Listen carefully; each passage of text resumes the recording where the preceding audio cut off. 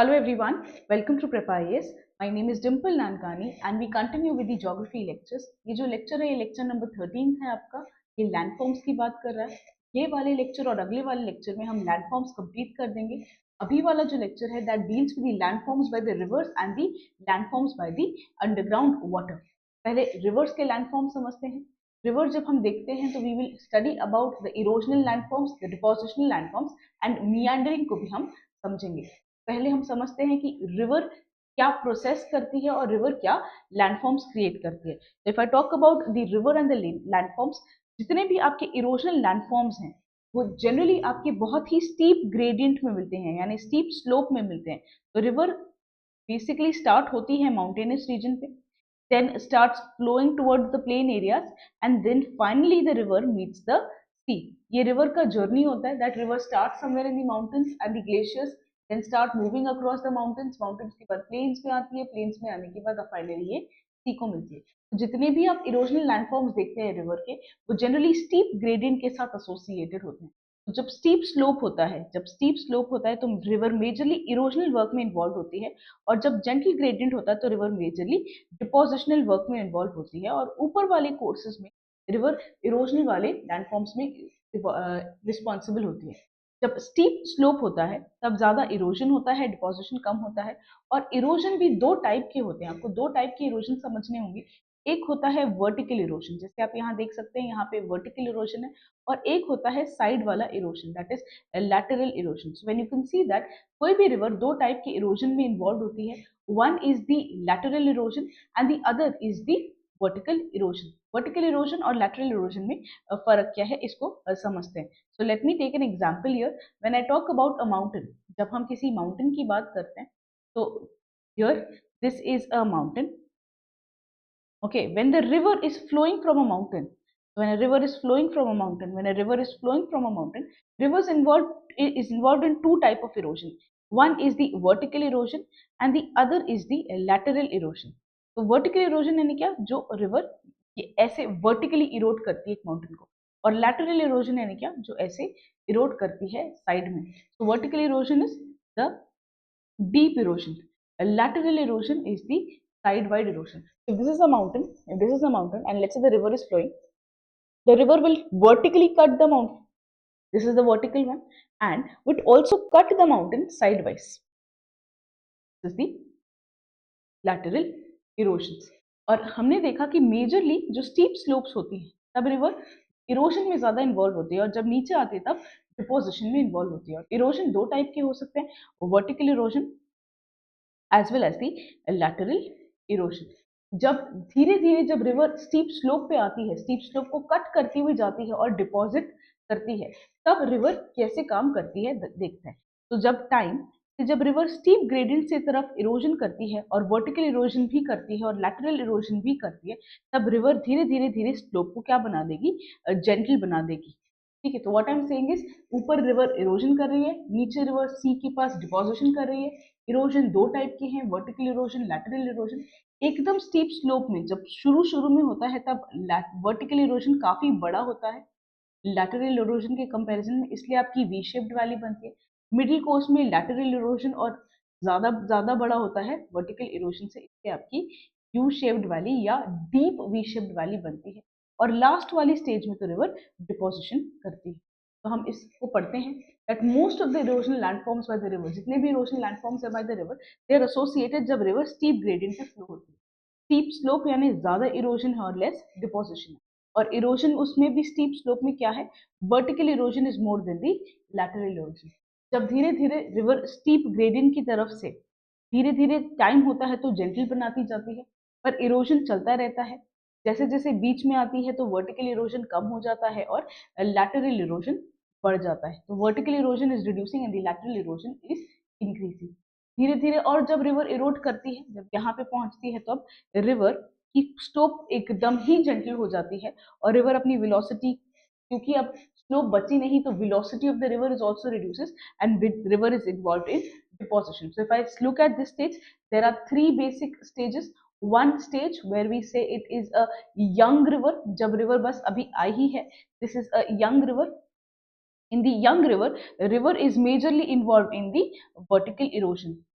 In the second stage, in the middle course, river is majorly involved in lateral erosion, and in the last stage river is majorly involved in deposition. So you have three stages: a first stage where river is majorly involved in vertical erosion, second stage where the river is majorly involved in lateral erosion, and third stage where the river is involved in deposition. धीरे धीरे क्योंकि आप देख रहे हैं कि slope धीरे धीरे खत्म होती जा रही है, स्लोप धीरे धीरे आपकी जेंटल बनती जा रही है। इसमें रिवर एक्टिव डाउन कटिंग करती है, एक्टिव डाउन कटिंग होती है यानी वर्टिकल इरोजन होता है, इसमें डाउन कटिंग के साथ लैटरल इरोजन भी होता है, और इसमें मेजरली आपका डिपोजिशन होता है। तो ये जेंटल स्लोप में मेजरली डिपोजिशन है। जितनी जेंटल रिवर का ग्रेडियंट होगा उतना ज्यादा डिपोजिशन होगा, और धीरे धीरे धीरे रिवर प्लेन में बदल जाएगी, और जो रिवर प्लेन बनाती है उसको आप बोलते हैं peneplain. River flowing through mountain, river flowing through mountain goes towards the sea, finally meets towards the sea. This is the sea. Here in the first phase, the river is majorly involved in vertical erosion. The vertical erosion is more and the lateral erosion is less. Vertical erosion is more. In the second stage, river is involved in vertical as well as lateral erosion. Vertical erosion भी है और lateral erosion भी है, तो आपकी deep V shaped valley बनती है, और लास्ट में तो आपका मेजरली इरोजन ही नहीं है, आपका डिपोजिशन इन्वॉल्व होता है। तो रिवर का कैसे चेंज बदलता है, कैसे वैली की शेप बदलती है रिवर की अलग अलग स्टेजेस में। मूविंग ऑन, तो हमने पहले ही देख लिया था, जब रिवर यूथ स्टेज में होती है, हेड वाटर में होती है, तो वर्टिकल इरोजन बहुत होता है, बाद वाली स्टेज में लैटरल इरोजन भी काफी होता है, और लास्ट वाली स्टेज में तो रिवर मेजरली डिपॉजिट करती चलती है। और आप देखेंगे कि स्लोप कैसे कैसे धीरे धीरे चेंज हो रहा है, और यहाँ पे स्लोप कम है और यहाँ स्लोप ज्यादा है। तो यूथफुल स्टेज में रिवर का क्या स्टेज होता है? यूथफुल स्टेज में रिवर की स्ट्रीम्स बहुत कम है, ज्यादा स्ट्रीम्स है नहीं, the streams are very few. यहाँ देख रहे हैं कि कुछ ही स्ट्रीम्स है, यहाँ पे कितनी सारी स्ट्रीम्स बढ़ गई हैं आपकी। ये यूथ है, ये मेच्योर है, ये ओल्ड है। यूथ में कम स्ट्रीम्स हैं, वी शेप्ड वैली है, फ्लड प्लेन भी बहुत ज्यादा बड़ा हुआ नहीं है। फ्लड प्लेन यहाँ देखेंगे तो काफी फ्लड प्लेन बड़ा हुआ है, बट यहाँ पे फ्लड प्लेन इतना बड़ा हुआ नहीं है।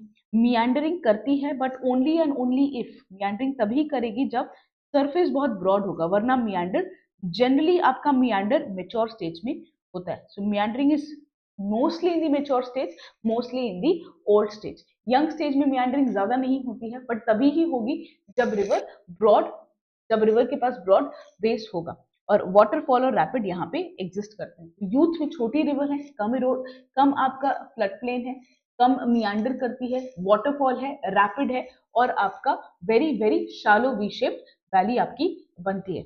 मूविंग ऑन, जब मेच्योर स्टेज आते हैं तो आपकी स्ट्रीम्स काफी बढ़ जाती हैं, आपकी वैली अभी भी वी शेप्ड है पर काफी डीप है। यहाँ की वी शेप्ड वैली ऐसी है, यहाँ की वी शेप्ड वैली काफी डीप है, काफी गहरी है।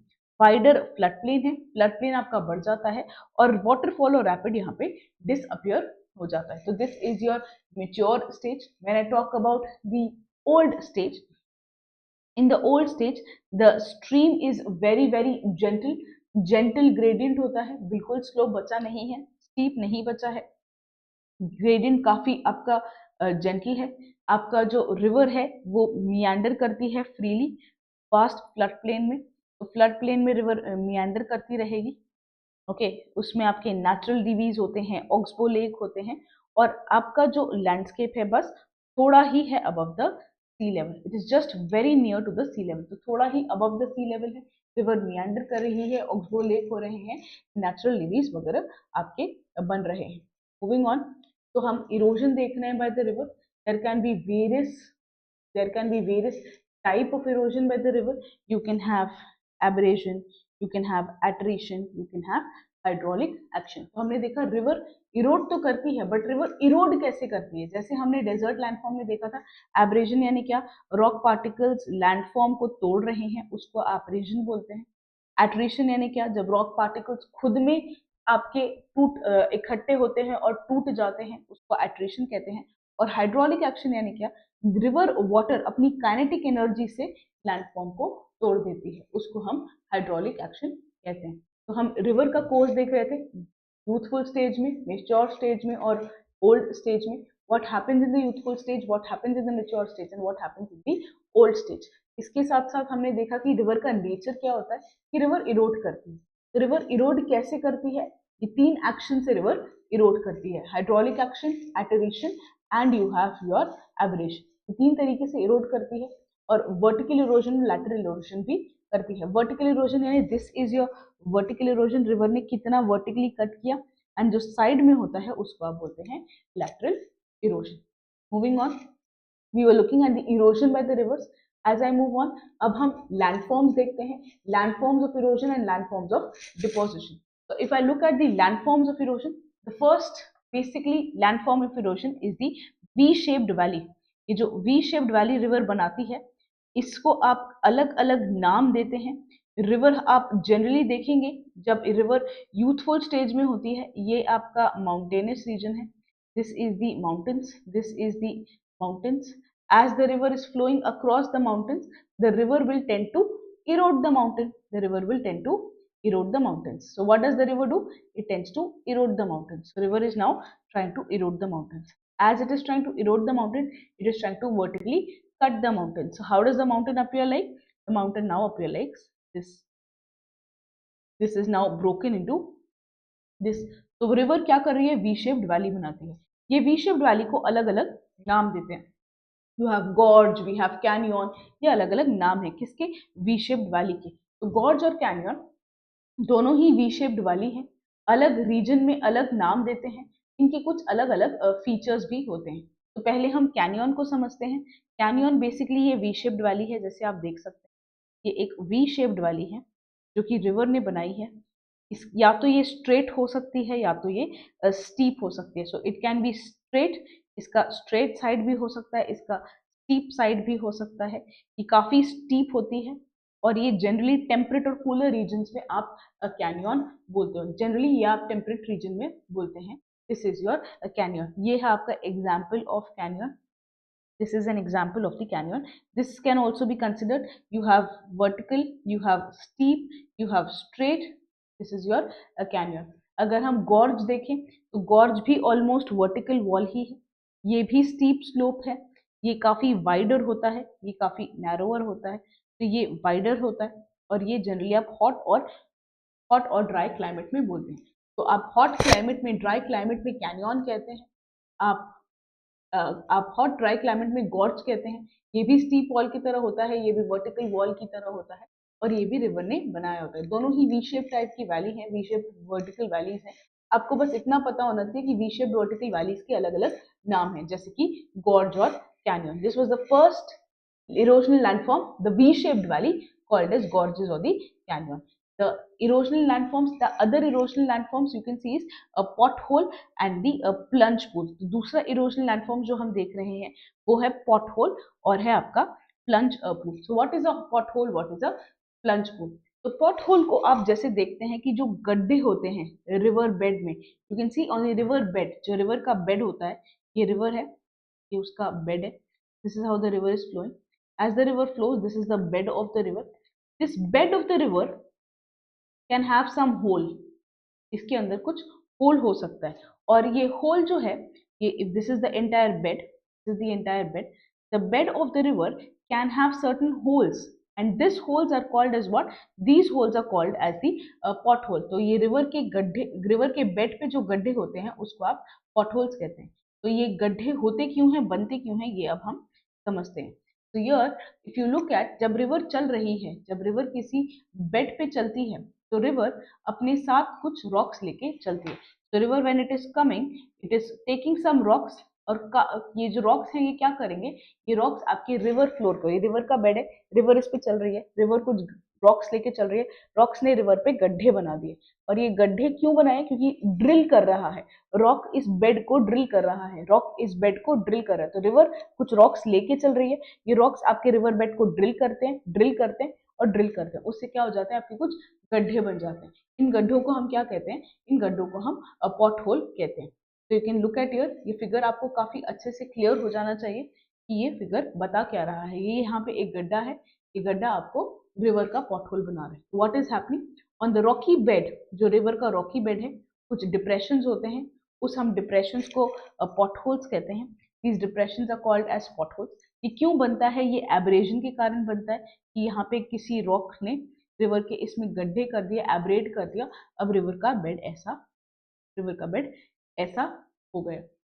और एक बार छोटा भी गड्ढा बन गया, अब इसमें कंकड़ अटकते जाएंगे, डिप्रेशन अब बढ़ता जाएगा, इसमें कंकड़ अटकते जाएंगे और ये डिप्रेशन बड़ा होता है। Once a small and a shallow depression forms, rocks and boulder gets collected and depression goes increasing in dimension. So this is your pothole.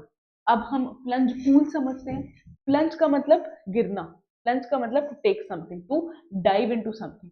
What happens is, जैसे ही आप देख रहे हो कि रिवर यहाँ फ्लो हो रही है, ये आपका वाटरफॉल है, ये waterfall can erode the base, it can erode the base. तो ये वाटरफॉल धीरे धीरे आपका बेस को देख रहे हो आप, इरोड करता चलता है और यहाँ पे पानी जो इकट्ठा होता है इसको हम बोलते हैं पूल। ये कैसा पूल है?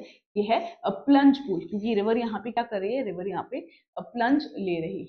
You can C at the foot of the waterfall, जब वाटरफॉल पे होता है तो उसके पॉटहोल काफी बड़े होते हैं और उसके पॉटहोल जो बड़े होते हैं और बेस ऑफ द वाटरफॉल पे होते हैं, इसको हम प्लंज पूल कहते हैं। So what is a plunge pool? This is a plunge pool where the river water actually because of the waterfall creates a shallow depression, creates a depression at the foot of the waterfall. So this is your plunge pool. So we were looking at the erosional landforms, we looked at the V-shaped valley, हमने guards देख लिया, उसको canyon भी बोल, guards और canyon दोनों ही V-shaped valley है। फिर हमने सेकंड इरोजनल लैंडफॉर्म देखा जिसको हम पॉटहोल कह रहे हैं, और थर्ड इरोजनल लैंडफॉर्म है that is your plunge pool that is found at the base of the waterfall. तो ये तीन इरोजनल लैंडफॉर्म्स हमने देखे। अब हम along with the erosional landforms we will also be looking at the depositional landforms. तो river दोनों काम में इन्वॉल्व है, इरोजन के साथ रिवर डिपोजिशन में भी इन्वॉल्व है। हमने देखा डिपोजिशन जनरली जेंटल ग्रेडियंट में होता है, आपका इरोजन जनरली स्टीप ग्रेडियंट में होता है। तो जब स्टीप ग्रेडियंट होती है रिवर इरोजनल में इन्वॉल्व है, इरोजनल में इन्वॉल्व है, और जब जेंटल ग्रेडियंट होता है तब रिवर डिपोजिशन में इन्वॉल्व होती है। पर कई बार जब रिवर स्लोप से निकल रही है और आपकी कम स्लोप वाली जगह पे जाती है तब भी रिवर कुछ डिपॉजिट करती है।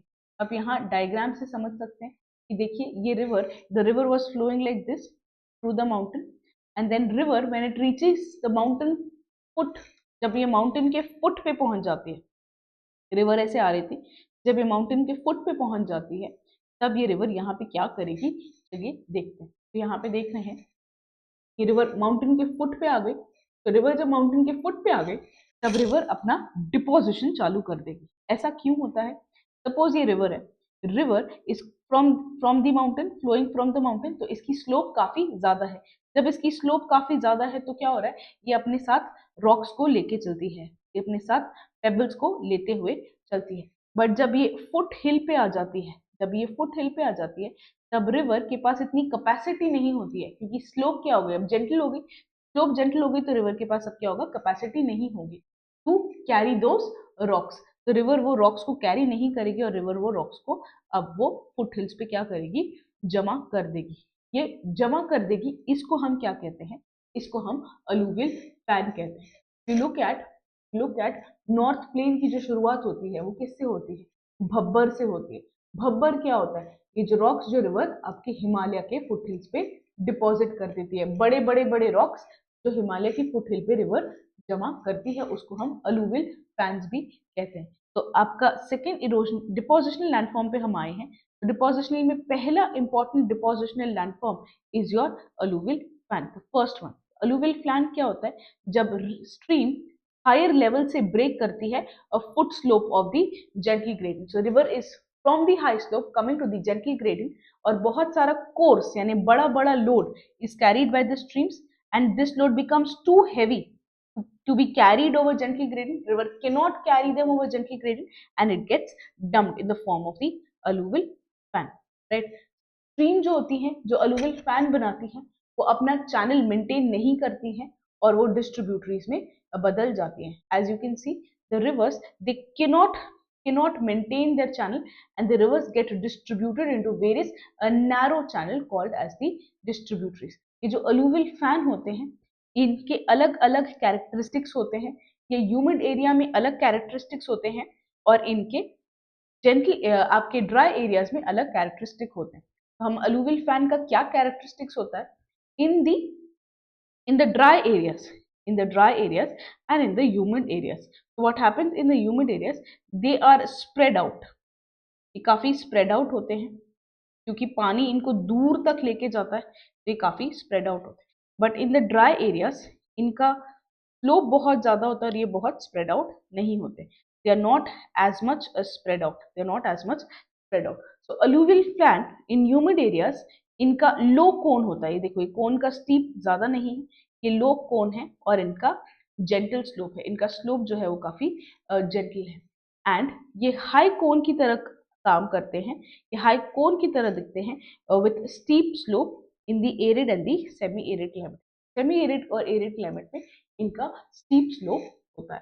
तो ये था alluvial fan, which is the first depositional feature by the river.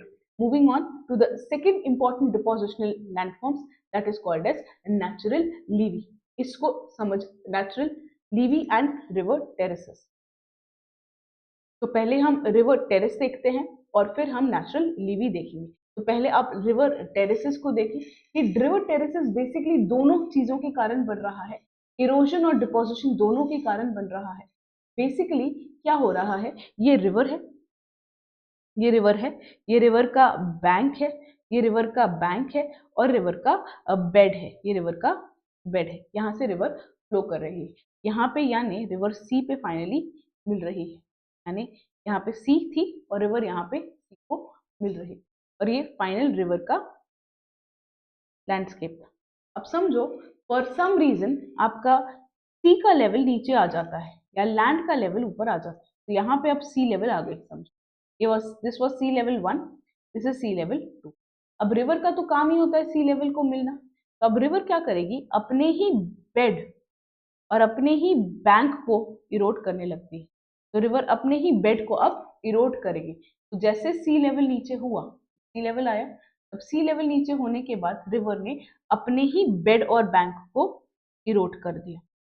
फिर जब सी लेवल नीचे आया तो रिवर ने अपने ही बेड और बैंक को इरोड कर दिया. तो what is happening is, river is eroding its own depositional, river is eroding its own depositional bed. क्यों? क्योंकि आपका सी लेवल फॉल हुआ है.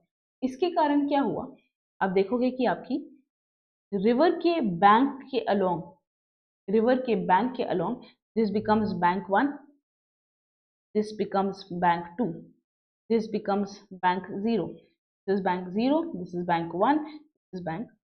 तो रिवर के आजू बाजू में काफी ऐसे स्टेप लाइक स्ट्रक्चर बन जाएगा. इसको हम क्या कहते हैं, टेरेसेस कहते हैं. इसको हम terraces. What is happening in river terraces, पहले हम रिवर टेरेसेस देखते हैं. What is happening in river terraces, in river terraces, river terraces basically mark करता है पुराना वैली का फ्लोर. आप इसको फिर से देख सकते हैं कि पुराना वैली फ्लोर क्या था, पुराना वैली फ्लोर ये था. ठीक है, अब क्या हुआ, वैली फ्लोर नीचे आ गया. अगर वैली फ्लोर नीचे आ गया यानी रिवर ने अपने बेड को और बैंक को इरोड किया. फिर वैली फ्लोर नीचे आ गया तो रिवर ने अपने बेड और बैंक को इरोड किया. फिर देखेंगे आप, वैली फ्लोर नीचे जा रहा है तो रिवर अपने बेड और बैंक को इरोड कर रही है और रिवर अब आपको ऐसे दिख रही है. तो रिवर टेरेसेस क्या है, ये ओल्ड फ्लड फ्लोर है, ओल्ड वैली फ्लोर है या ओल्ड फ्लड प्लेन लेवल है. ये रिवर टेरेसेस बेसिकली प्रोडक्ट होते हैं इरोजन का और ये वर्टिकल इरोजन के कारण होते हैं जहां वो अपने खुद के डिपोजिशनल फ्लड प्लेन को इरोड कर रही है. ऐसे कई सारे टेरेसेस अलग अलग हाइट पे भी मिलते हैं या कई सारे टेरेसेस सेम एलिवेशन पे भी मिलते हैं. इसी को हम पेड टेरेस कहते हैं. Terrace 1, terrace 2 and terrace 1, terrace 2 and terrace. तो हम क्या फीचर्स देख रहे हैं, हम फीचर्स, इरोजनल और डिपोजिशनल फीचर्स देख रहे हैं. पहला हमने इरोजनल फीचर देखा, that was your gorge and canyon, V shaped valleys थे. सेकेंड हमने इरोजनल लैंडफॉर्म्स देखा, that was this one, this was the erosional landform, this is your the plunge pool and the pot whole. फिर हम deposition पे आए. Deposition में हमने alluvial fan देखा और हम डिपोजिशन और इरोजन का कॉम्बिनेशन देख रहे हैं रिवर टेरेसेस. अब हम डिपोजिशन का एक और फीचर देखते हैं रिवर में, that is the flood plain and the natural levee. तो फ्लड प्लेन क्या होता है और नेचुरल लीवी क्या होता है. आप देख रहे हैं कि रिवर जब प्लेन एरिया में आती है तब रिवर एक तरीके से एक एंगल में नहीं चलती है, रिवर घूमती रहती है और जैसे रिवर घूमती रहती है तो रिवर अपना डिपोजिशन करती चली जाएगी, रिवर डिपॉजिट करती चली जाएगी जो भी वो सेडिमेंट्स अपने साथ वो कैरी करती है। तो river keeps on meandering, river keeps on shifting, river अपना पैटर्न को शिफ्ट करती जाती है बेसिकली आपके मिडिल जोन में या तो फिर ओल्ड जोन में। तो फ्लड प्लेन क्या होता है? Flood plain is a major landform of river deposition. River क्या डिपॉजिट कर रही है? रिवर सैंड, सिल्ट, क्ले, इन सबको डिपॉजिट कर रही है जैसे जैसे वो जेंटल एरिया में चल रही है, जैसे जैसे वो प्लेन पे चल रही है। तो रिवर शिफ्ट करती है अपना कोर्स और अपना कोर्स को चेंज करती हुई चलती है। रिवर शिफ्ट करेगी अपना कोर्स और अपना फ्लड प्लेन भी शिफ्ट करती जाएगी। If you know that Kosi Kosi was called as the sorrow of Bihar, क्योंकि कोसी काफी अपना पैटर्न शिफ्ट करती थी, अपना फ्लड प्लेन में रिवर शिफ्ट करती जाती थी और कभी इस तरफ बाढ़ आती है तो कभी उस तरफ बाढ़ आती है, कभी इधर बाढ़ आ रही है, कभी उधर बाढ़ आ रही है, कभी तीसरी जगह बाढ़ आ रही है, कभी चौथी जगह बाढ़ आ रही है। इसके कारण फ्लड को कंट्रोल करना काफी टफ था, इसीलिए कोसी को सोरो ऑफ बिहार भी कहते हैं। Moving on, this was your depositional flood plain. दूसरा, और भी अगर हम डिपोजिशनल के लैंडफॉर्म्स देखें तो एक है आपका नेचुरल लिवी। ये नेचुरल लिवी क्या होता है? आप ये नीचे वाला देखें डायग्राम, ये रिवर है, ठीक है। ये रिवर जैसे जैसे चल रही है अपने बैंक पे और अपने बेड पे, रिवर कुछ चीजें डिपॉजिट करती चल रही है, रिवर कुछ चीजें डिपॉजिट करती चल रही है। तो you can see natural levees, they are found along the banks of the larger river. ये रिवर के लार्ज बैंक्स पे आपको दिखेगा नेचुरल लिवी। और ये होता क्या है आप यहाँ देख सकते हैं, ये रिवर ने जो सेडिमेंट्स डिपॉजिट किए होते हैं उसको आप कहते हैं। तो यहाँ पे देखिए, जब रिवर चल रही है तो वो काफी अपने सेडिमेंट्स यहाँ डिपॉजिट करती हुई चल रही है, रिवर अपने सेडिमेंट्स को यहाँ डिपॉजिट चल रही है। तो क्या होती है नेचुरल लिवी? ये लो रिजेस हैं, ये लो लीनियर पैरेलल रिजेस, यानी ये लो लीनियर पैरेलल डिपॉजिट्स हैं। कौन से डिपॉजिट्स हैं?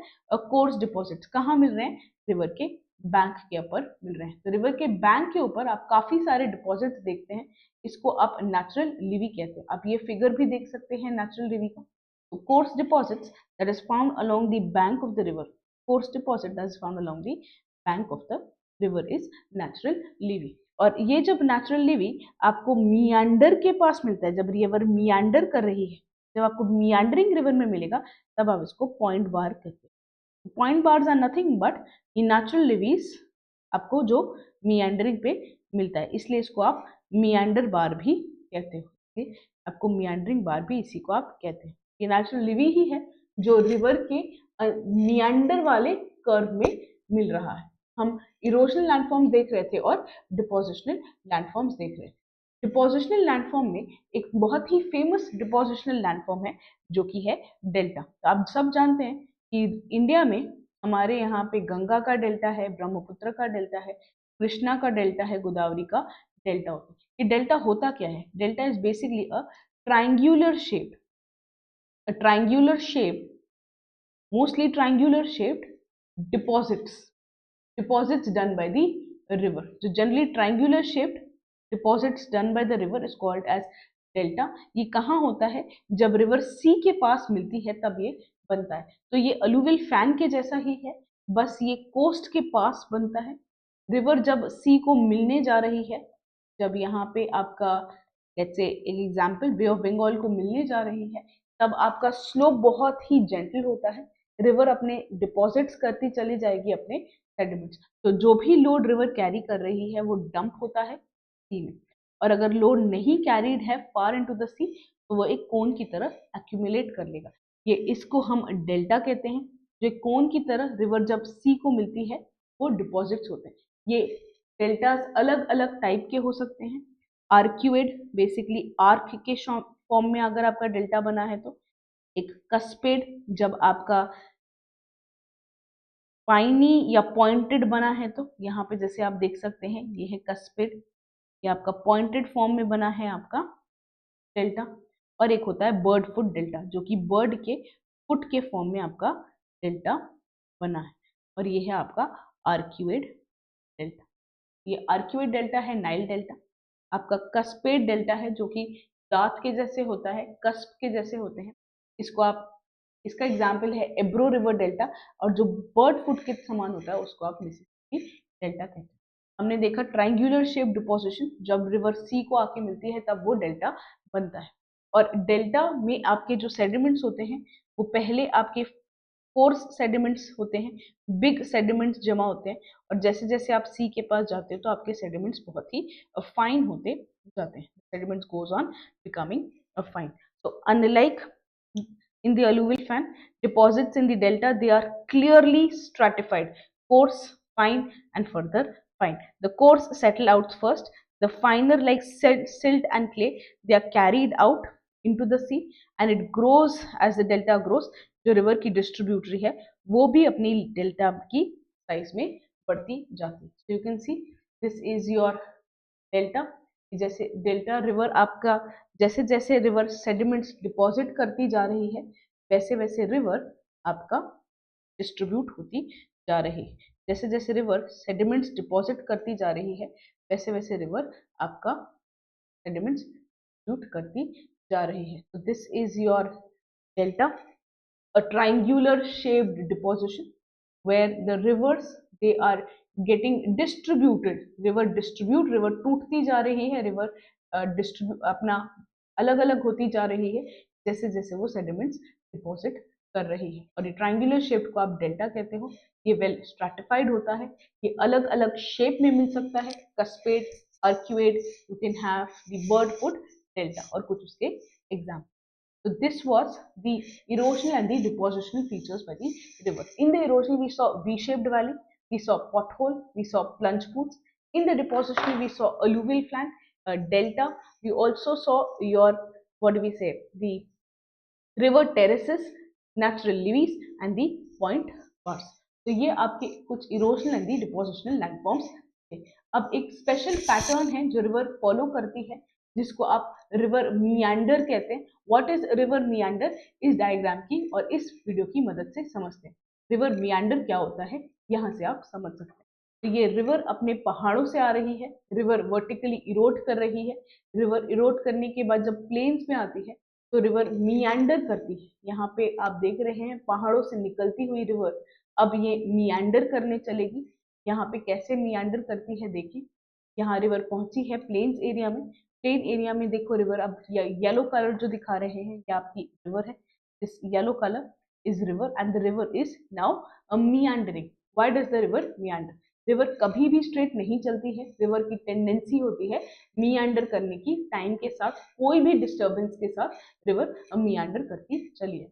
कोई भी डिस्टर्बेंस हो सकता है, it can be as simple as a rat eating a bank, it can be as simple as roots destroying the bank. और एक बार डिप्रेशन बना तो वो डिप्रेशन अब बढ़ता चला जाएगा और रिवर अब मियांडर करती चली जाएगी। रिवर स्ट्रेट नहीं चलेगी और रिवर अब धीरे धीरे धीरे धीरे आपका मियांडर करती चली जाएगी।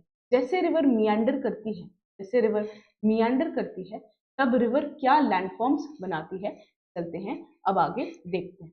तो रिवर ने मियांडर करना स्टार्ट किया, अब रिवर मियांडर कर रही है, डिपोजिशंस को हटा रही है और रिवर अब एक तरफ डिपॉजिट, एक तरफ इरोड कर रही है, एक तरफ रिवर इरोड कर रही है और दूसरी तरफ रिवर डिपॉजिट करती चल रही है। रिवर एक तरफ इरोड करेगी और दूसरी तरफ डिपॉजिट करेगी, एक तरफ इरोड करेगी और दूसरी तरफ डिपॉजिट करेगी, एक तरफ इरोड करेगी और दूसरी तरफ डिपॉजिट करती चलेगी। और इसके कारण रिवर के जो लूप्स हैं वो काफी काफी मियांडर की तरफ बदलते जाएंगे। रिवर के जो लूप्स हैं वो काफी ऐसे टेढ़े टेढ़े होते चले जाएंगे और ये आप सब जगह देखेंगे इन दी प्लेन एरियाज। तो ये रिवर मियांडर कर रही है, यहाँ पे हम मियांडरिंग की चैनल्स को पढ़ रहे हैं और ये आपकी रिवर हर जगह आपके मियांडर करती चलती है। तो this is what is happening. यहाँ पे एक तरफ इरोशन, एक तरफ डिपोजिशन, एक तरफ इरोशन डिपोजिशन और रिवर मियांडर कर रही है। कई बार इनके लूप्स इतने पास आ जाते हैं कि वो कट हो जाते हैं और आपका अलग से बन जाता है oxbow. This is the oxbow lake. तो आपका ऑक्सबो लेक बनता है बिकॉज रिवर कई बार मियांडरिंग करती। तो this is what was मियांडर through a video. Now moving on, हम मियांडर को समझते हैं। हमने देखा कि रिवर पहले स्ट्रेट चलेगी, फिर रिवर धीरे धीरे धीरे मियांडर करती हुई चलेगी। जैसे रिवर मियांडर कर रही है तो रिवर एक तरफ इरोड कर रही है, दूसरी तरफ डिपॉजिट कर रही है, एक तरफ इरोड कर रही है, दूसरी तरफ डिपॉजिट कर रही है, एक तरफ इरोड कर रही है, दूसरी तरफ डिपॉजिट कर रही है। तो इसके कारण रिवर और मियांडर करती चली जाती है। इरोड किया, डिपॉजिट किया, इरोड किया, डिपॉजिट किया, और रिवर की कई बार लूप्स इतने पास आ जाते हैं कि वो अब रिवर अलग हो जाती है। ये रिवर का कुछ सेक्शन ऐसे अलग हो जाता है, इसको हम कहते हैं ऑक्सबो। तो क्या हो रहा है, बड़े फ्लड प्लेन में रिवर स्ट्रेट नहीं चलती है और मियांडर करती है। क्यों मियांडर करती है? क्योंकि रिवर का काम है वो लैटरल इरोजन भी करती है, तो वो ऑब्वियसली स्ट्रेट नहीं चलेगी। और आपके सेडिमेंट्स जो होते हैं वो भी सॉफ्ट होते हैं, तो रिवर उनको इजीली इरोड कर सकती है। और एक कोरियोलिस फोर्स जो है वो भी रिवर को टेढ़ा चलने के लिए मजबूर कर देता है।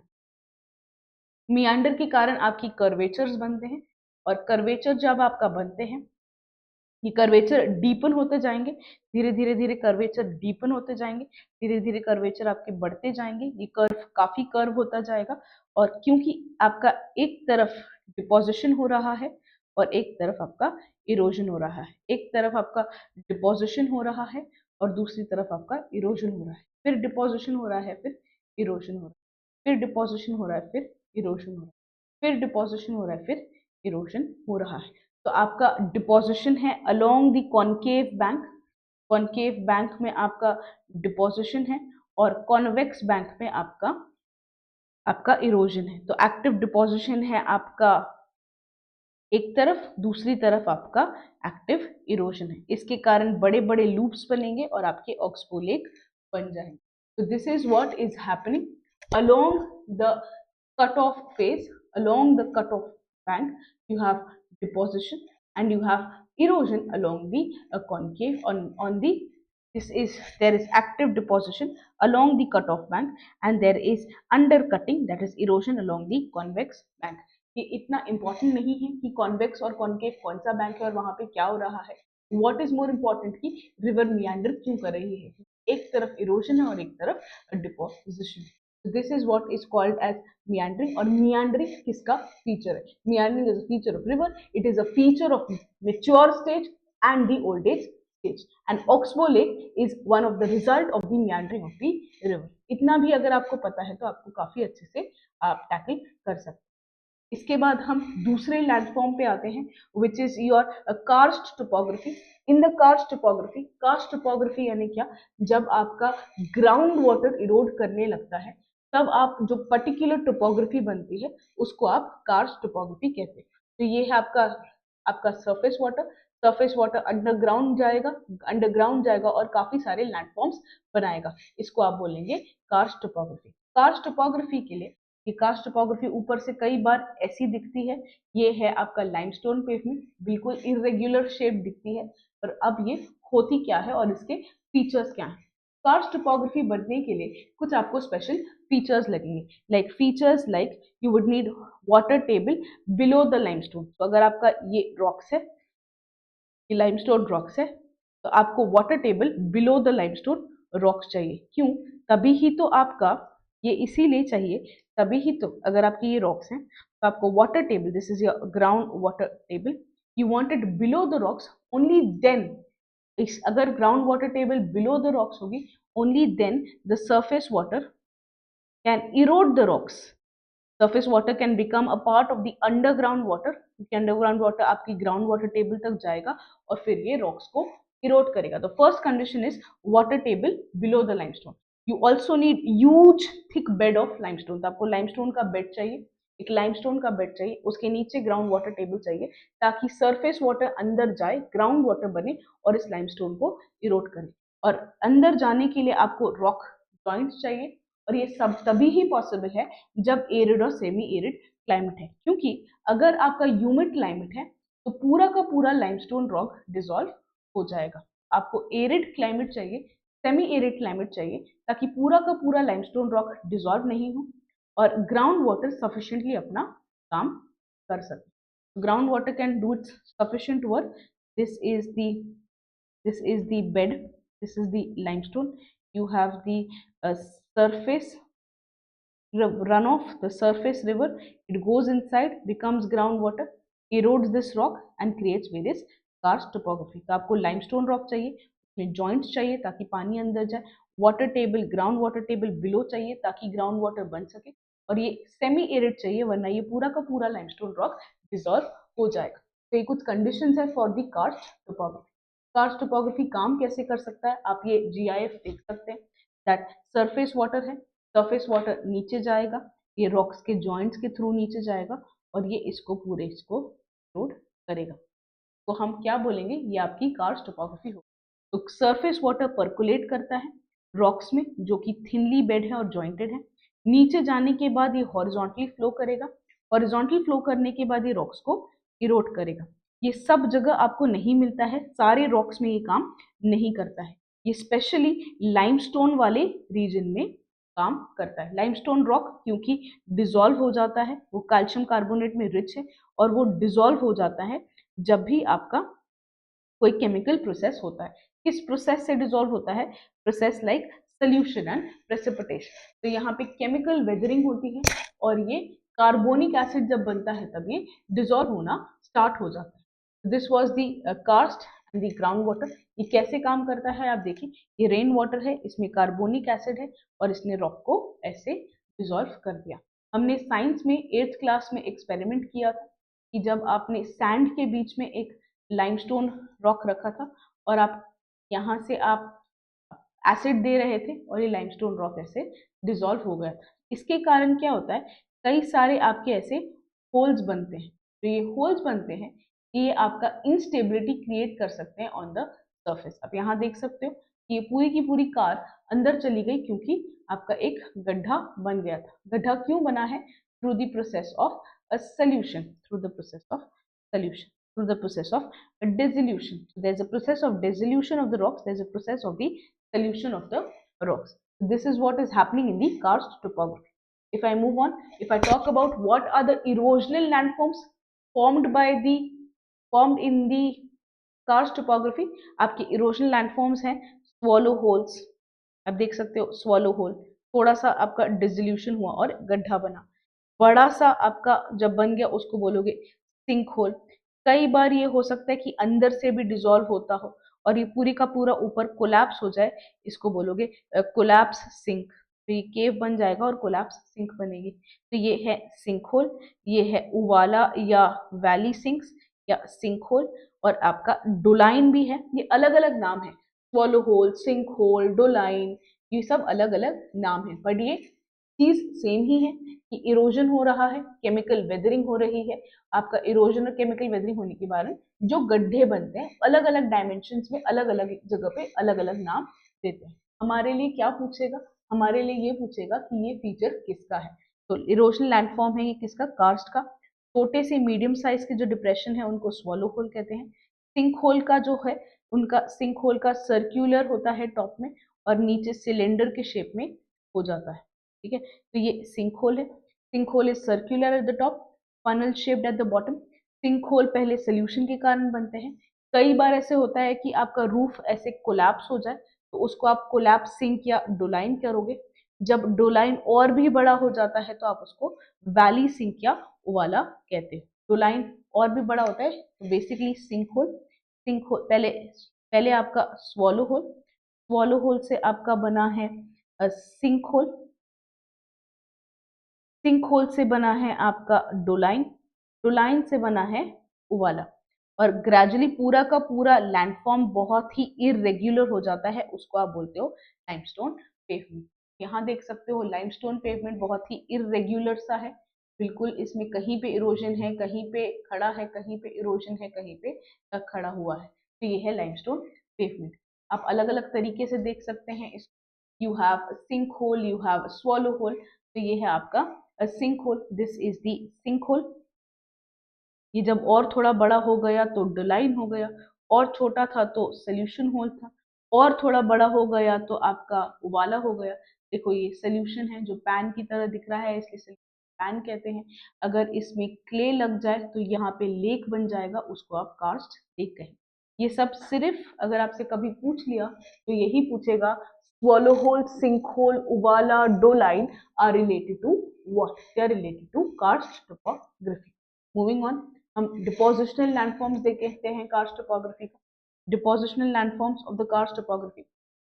तो जब आपका CaCO3 is dissolved in water, CaCO3 is dissolved in water, this is your CaCO3, this is dissolved in the water. When it is coming from up, when it is coming from up, तो water तो आपका evaporate होता जाएगा और आपका water आपका evaporate होता जाएगा और आपका ये आपका बढ़ता चला जाएगा, आपका डिपोजिशन ऑफ CaCO3 बढ़ता चला जाएगा, डिपोजिशन ऑफ CaCO3 बढ़ता चला जाएगा, डिपोजिशन ऑफ CaCO3 बढ़ता चला जाएगा.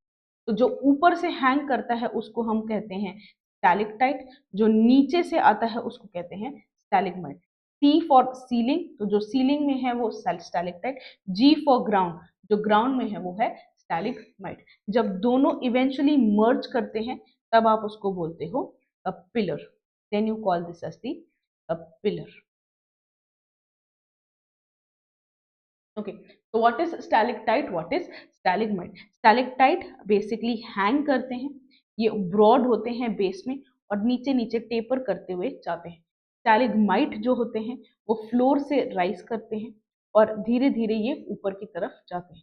जब ये किसी भी शेप में हो सकते हैं, स्टैलिग्माइट डिस्क की शेप में हो सकता है, कॉलम की शेप में हो सकता है, आपका राउंड शेप हो सकता है. जब स्टैलिक्टाइट और स्टैलिग्माइट मर्ज हो जाते हैं तो ये क्या बन जाएंगे? आपके pillars. What is stalactite? What is stalagmite? What is a pillar? These are the depositional landforms by the karst. अब अलग अलग शेप ले सकते हैं. देख रहे हैं ये है केव कर्टन, जो कि कर्टन के जैसे आपके स्टैलिक्टाइट हैंग कर रहे हैं. ये है आपके पिलर, ये है आपके स्टैलिक्टाइट जो सीलिंग से हैं और ये है आपके स्टैलिग्माइट जो कि ग्राउंड से हैं. और ये पूरा का पूरा क्या है? ये पूरा का पूरा केव है जिसको आप कार्स्ट केव भी कहते हैं. तो ये सब आपके फीचर्स हैं about the karst. I hope you like this video. There is one more video on the landforms. For that stay tuned. Bye bye.